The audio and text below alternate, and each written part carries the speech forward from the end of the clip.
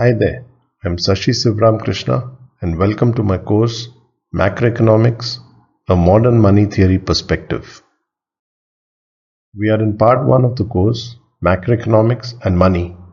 In lecture 5, we will say a few more words on the classical school. In lecture 4, we saw that on the economic right we have the classical school of thought.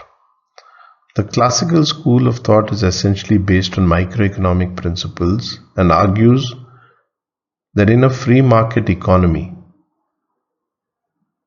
the market system ensures the optimal allocation of resources. There is no need for government intervention.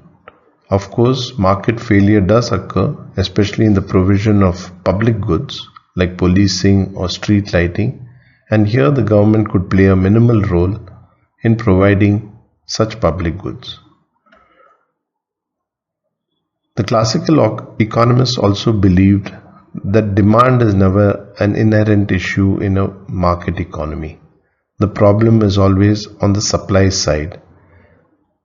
And supply is usually constrained not because of some inherent problems in the market system, but rather due to excessive intervention by governments in the market system, especially through rules, regulations, and so on. And therefore the state must actively remove such supply constraints so that output is forthcoming in a market and thereby propels an economy to full employment.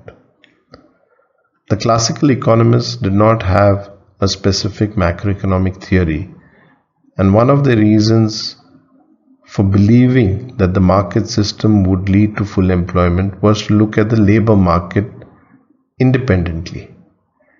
And here they argue that in a free market, when demand for labor interacts with the supply of labor, the market gives you an outcome, an equilibrium wage, where all those who want to work or who are willing to work at that wage are able to find jobs.